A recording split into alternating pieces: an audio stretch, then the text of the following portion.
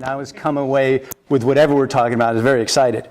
So, all right, we're here to talk about trends, and we're going to launch by talking about what's happening in the marketplace and distilled down to like 5 sort of trends and pieces of advice that help us navigate this changing landscape. So with that, who are we first?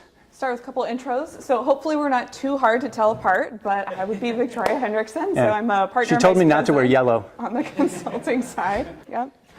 Thanks for not. Yeah. So Victoria is one of the partners and vice president. She also has a book at our table on comment analysis and sort of a multi-year program of research about that. And that makes me the other person up here, one of the founding partners of OrgVitality with Al. I used to work at Connexa as the West Coast practice leader and head of the Consulting Center of Excellence for a while in the survey practice before launching OrgVitality. We both have backgrounds in research and industrial and organizational psychology, so that's a lot of what we're going to get into today. So first, a quick story. I had a client come up to me and say, hey, we need to shift from quarterly or from annual to a quarterly employee experience sort of a data gathering and reporting system. And our opinion was great. Let's do it. We've been trying to talk this way for a while. It's like, and then we say, well, by the way, why? And they said, well, our top leaders didn't pay attention last time. Okay. So what makes you think that more of the same kind of thing is going to solve that particular problem? There can be some good answers to that, but the question needs to be asked. And by the way, this particular case, we did move ahead with something kind of similar to what they were talking about, but it started with leadership interviews to sort of say, what do you want and what's your mantra for what you're trying to achieve with your organization? All right, we've got another one here. So this is one we get a lot. We had an organization come to us and say, we need to change the way we do development. It really needs to shift to on-demand rather than certain cycles that match our usual employee experience programs. Similar to the last one, great, let's jump in. We've got that flexibility, we can do it. And just so we know why are we doing this, how can we shape it to be most useful?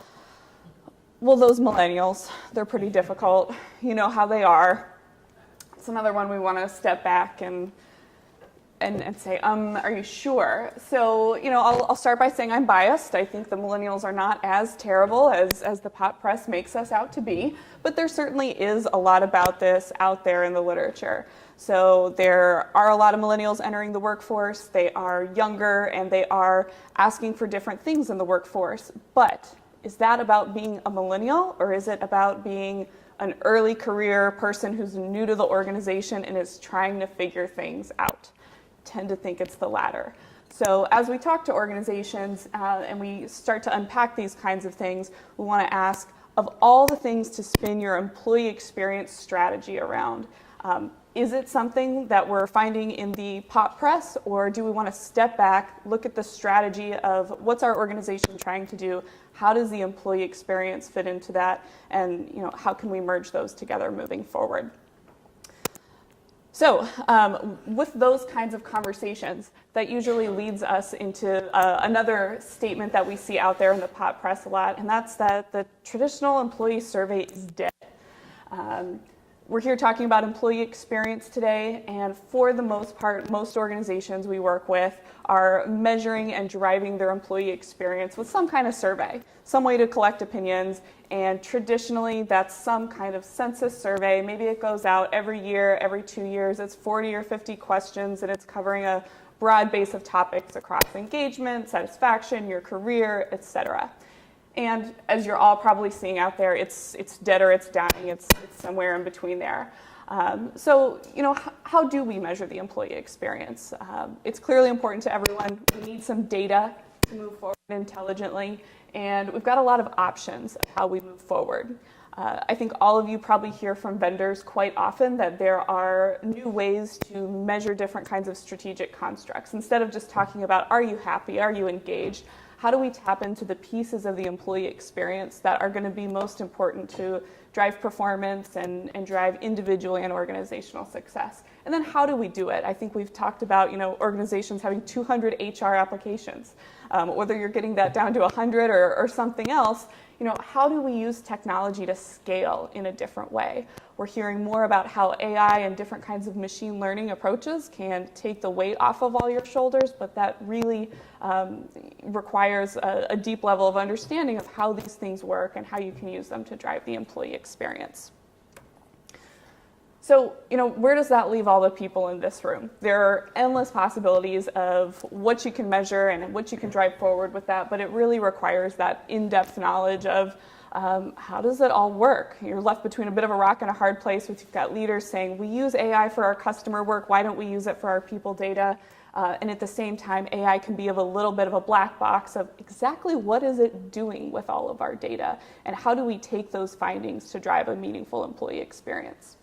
So those are some really big questions, and we're going to go through 5 guidelines that we use to help navigate that kind of marketplace and make choices on how to make the employee experience a data-driven but also symbolic choice. So the first one is to be strategic is to be unique. A lot of people use the word strategic in ways to say, oh, it's big picture, it's connected to outcomes and so forth. But what does it really mean? The more you try to be strategic with anything, the more you're going to be unique. You cannot copy your way to competitive differentiation, right? So what does it mean to be truly strategic?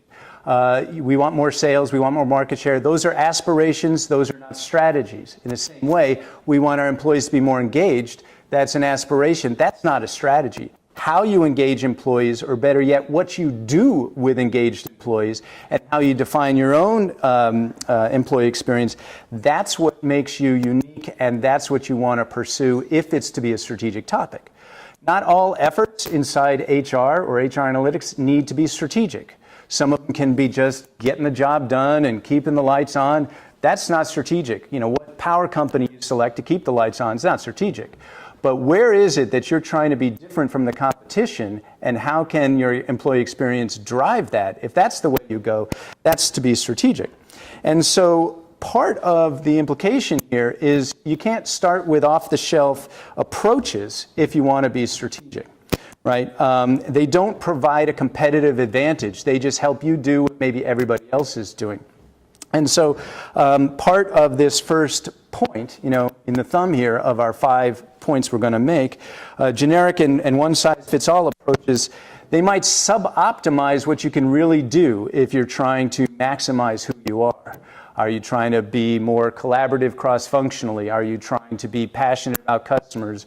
Are you trying to be something else? Anyway, this is one way to do it, and I alluded to it before. One way we start is by trying to figure out what is it that executives care about, what keeps them awake at night, and that's one of the ways you find your own uniqueness, not just what we in HR feel you should measure. Okay.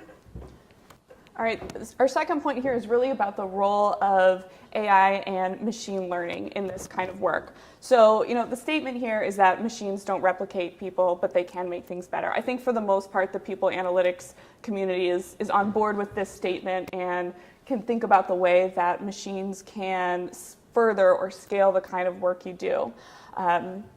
Traditionally, we think about measuring employee experience with an opinion survey, and being in 2018, we now have other ways of gathering both active and passive data to add to that. So gathering things from wearables or other kinds of scraping or passive data technology to add to what we're already doing. I think some of the pieces to keep in mind here are that, while our technology is really smart, we still have to be smarter in how we use it. So, one example is considering the quality of your data. Just as it can be garbage in, garbage out, any data analyst will say that, it's also bias in and bias out. So, if you have biased data that you're working with, doesn't matter how great your machine is, it's going to continue to give you biased outcomes. As a quick example, there's some, references in selection work and how using deep learning can actually work against I&D efforts by producing outcomes that are not inclusive of everyone. There was a study where they were looking for high potential sales managers, and the machine was selecting candidates that were all high school quarterbacks. Now, are high school quarterbacks any better at being sales managers? Probably not, but there was some kind of third variable involved where these people who were being selected were who had fit the picture of past success in that role. So the machine did a great job at predicting who would have been successful in that role in the past, but doing so, it excluded women, anyone who didn't play high school football, really a huge talent base. So the point there is that if we continue to use our definitions of past success and our past data sources, we can do it faster, but we can't necessarily do it better. A better example of how to use AI to drive this kind of work is the use of NLP in qualitative data. So one thing that NLP does really well is it identifies relationships we didn't know to look for. So instead of just coding comments and saying these are about tools, it can look for what kinds of themes co-occur without us telling the machine to go look for it. So that's one way it can tell us better questions to ask and essentially further the work we're doing. And one way that this can be really powerful is integrating data sources that people alone would not be able to do at scale. And that brings us to our next point here, which is going past any individual data source and really integrating your data and change initiatives. My guess is everyone here in this room has a lot of data to work with. Having data to start with to drive your employee experience initiatives is not the problem, but bringing them together to get more nuanced kind of insight is definitely the next step. So for example, I'm sure a lot of you do things like employee surveys. You probably do different kinds of surveys throughout an employee's life cycle. But instead of looking at them individually to say at any point in time, how are people thinking, you can put them together to start to build predictive models that you can then bring into your action planning throughout the year. So if you think about an exit survey is always useful. You can look and see why do people say they're leaving, where are they going, what might help them come back. But what's even better is to take the people who say, I left for career development reasons and I went across the street to your biggest competitor. Now take them and look and see what did they say on the employee survey 6 months ago? What did they say on their onboarding survey 2 years ago? How was their experience different? What could have prevented this? And how can we find other employees in that risk profile and start to help them before they're really walking out the door as well? So, this is one way to say you've got a lot of data, and so instead of looking at it individually, start to bring it together to look for your insights. And you can do that throughout the calendar year. You don't have to have an ongoing, always open kind of data source, but you have to continually be asking questions of the data you already have and put it together in new ways to help answer your leaders' questions. One thing that Victoria just mentioned with the exit survey, if you were to just sort of knee-jerk it, you would say, well, the purpose of an exit survey is to figure out why people quit. Technically, the question that an exit survey is answering is why do people say they are quitting while they're quitting? Technically, most of you mostly want to know, not the answer to that question, but the answer to 6 months ago or a year ago, like Victoria was saying, what could you have done to have prevented those people from quitting? So AI and data integration, these are great, but making sure you're focused on the right questions, that's your job, right? That's our job, and that AI can't take that away from you, even if you wanted to. Maybe you don't. But Victoria was also talking about lots of data, and there's another point here.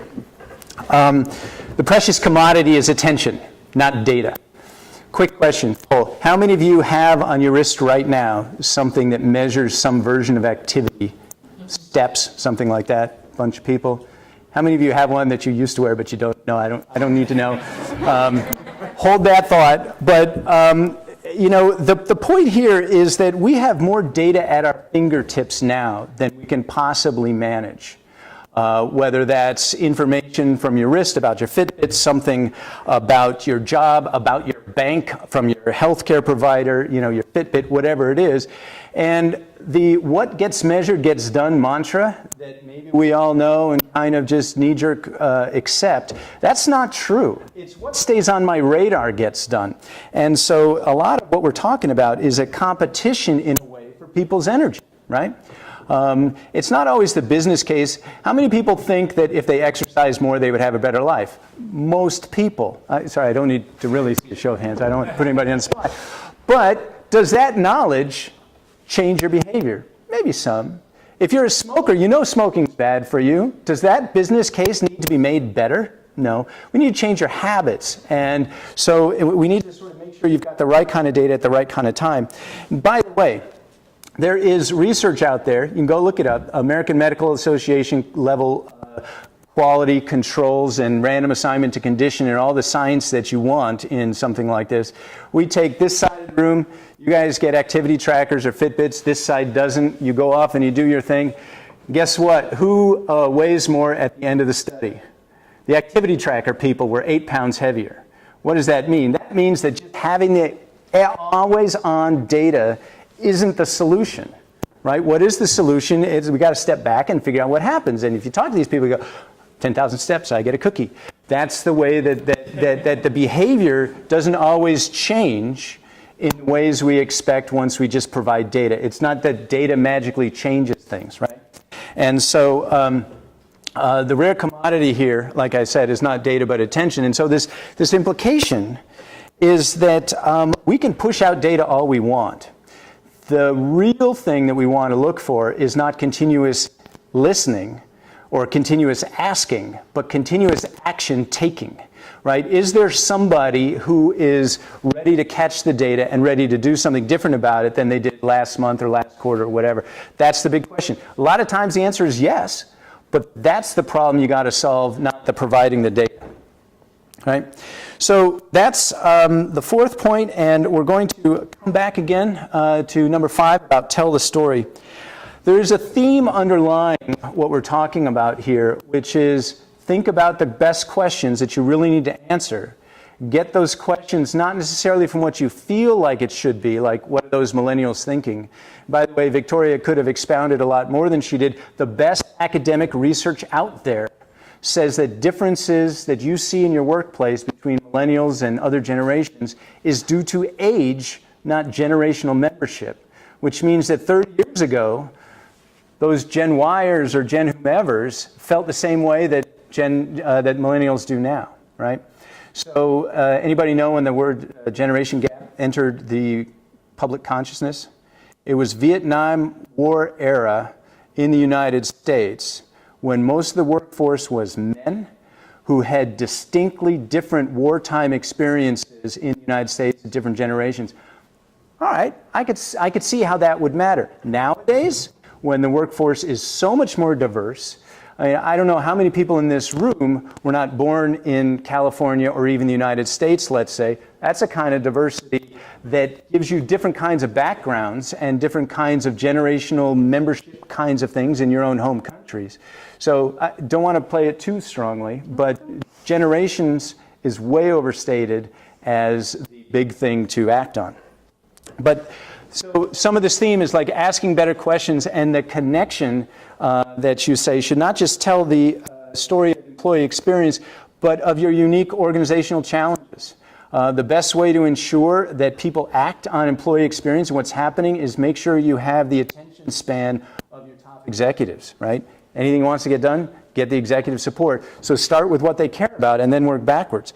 If you were to hold up your, let's say, employee survey program and everybody did that and then tossed it into a great big bucket in the center of the room and I stirred it up, could you pull yours out and know that it was yours, right? If you held it up, can you see your organization's concerns reflected in it or your leadership mantras reflected in it? If you can't, then maybe you're sub-optimizing is what we would say, because you want to grab hold of what makes you unique.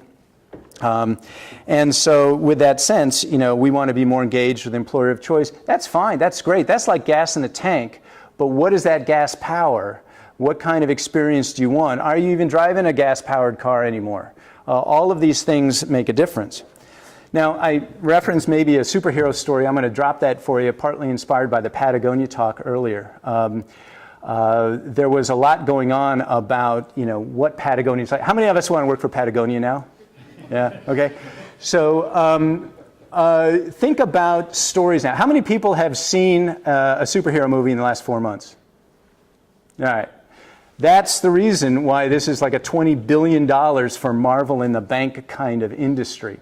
And if you think about storytelling, the best superhero origin stories, and everybody loves an origin story, whether it's of your company or your industry or whatever it is. A superhero origin story is best, and this is academic research out there. There are, in fact, academics that study superheroes. It's best when why you are super is a different origin than why are you a hero. Right? Spider-Man is super because he got bitten by a radioactive spider and it gave him powers and he can do tingly stuff and climb the walls. Great. That makes us interested. Why is he a hero? It's the moral center provided by his Aunt May and his tragic ability to have prevented his Uncle Ben's death and all sorts of things like this. Throwing a little teenage angst in there, and that's why he is good, right? And so why are you super and why are you a hero? Now, in an organization, what makes Patagonia super? It's how they can crank out great products. What makes them a hero, and maybe why you all wanted to work with them, is this planetary, oh my God, or maybe it's the surfing thing, I'm not sure, but think about, like in your own organizations, why are you super and why are you a hero? And that can tie back to the story of employee experience. All right, I'm going to pull us back from the superheroes for a second. Yeah, that's right. We started with a couple of client requests for how they measure their employee experience programs, and they were really driven by trends or leadership whims or what's hot out there in technology. So I want to now that we've had those 5 guidelines, I want to take us back to another one, and we'll evaluate it a little differently. So here we've actually got a really similar request that we started with. Client says we need to do a couple quarterly pulses. It's going to be different across business units. And because we always get excited, we say, great, let's do it. Why are we doing it? Just to make sure. And this client says, well, they each have really unique product development cycles, so we need to check in with them a little differently based on the work they're doing. We need to see how employees experience things differently based on the cycle. Say, all right, let's get started. So, what's different here than the first one? Here we're measuring and guiding the employee experience based on what's happening in the business. So this is based on what the company needs to be successful, what employees are doing day to day, what's going to help them do their work effectively and have a good experience while they're doing it. So rather than being driven by trends, we are going to move forward with something more modern that's going to require a lot more technology, but it's rooted in, what does it take to change and take to improve? And that's a much different guiding focus. So, if we step back from this, it's going to bring us to this 3-part model, and this is a model we use to guide all of our employee experience or organizational effectiveness work, and really these broad buckets help us guide programs around what it takes to build evidence-based change. So each of these 3 parts are really important. Don't want to shortchange any one of them, but we do want to emphasize them differently. So when we start these kinds of projects, we don't want to start with what is the hottest technology, what's the most we can throw in there and really wow your leaders. We want to start with what's your strategy? What are you trying to do, and what kind of data do you need to inform that? And that's that blue bucket that's really purpose-driven. That's where we ultimately want to start, and we also want to keep the end in mind. We really are gathering data not just to make pretty graphs, but because we're trying to drive meaningful change. So, let's start with the beginning and the end in mind, and then step back to that middle bucket of insight and design some mechanics around that. And of course, we want a great user experience. We want the employees to love it. But it needs to really be guided by the science rather than the technology leading the science. Cool. So Victoria was talking about what does it mean to be modern. Let me talk a little bit about something like that. Does this painting look nice? How about this one? All right. So how do you judge in today's world the effectiveness of a program when technology can let you do anything, right? You don't just draw a circle the way everybody used to draw a circle. You could draw whatever shape you want. And that's awesome. Now, one way to evaluate this is, the old rules don't apply. You can't look at a survey and say it's about the right length, it covers the right topics, it has the right kind of cadence. You get to do whatever you want that fits your organization, but that freedom brings a certain amount of chaos, right? If you look really closely, you can kind of see the employee experience stripe, third one down in the Jackson Pollock on the side. But so this Renoir here in 1990, just for a sense of value, right? It went for $78 million. Guesses on the next one? 2015? $200 million. How many of you would pay that much more for the Jackson Pollock than the Renoir? I don't need a show of hands, but maybe if you'd put it in a closet as an investment, that's one thing, which it would probably be a good thing to do. But the point here is that in HR metrics and employee experience and survey work and a lot of HR, we're in a modern art era. And I think we'll settle into a postmodern era pretty soon. But with all the capability and all the possibility right now, science and convention is kind of catching up. And so I think that that's a good way to begin to wind down here. And so, we've been up here, and if it wasn't clear enough, we're both data geeks, both PhDs and not salespeople. But we come from OrgVitality, that Al knows the root of it. But we do a lot of employee survey work, a lot of strategic survey work, 360. Data from people and about people is what we do. And we love technology. We've got our own tech center in Tel Aviv, also one in India. So we are not like tech phobes. I don't want to come up here and say that, but we're all about making sure you ask the right questions and drive towards action. And technology is always in support of that. Scott, Victoria, thank you.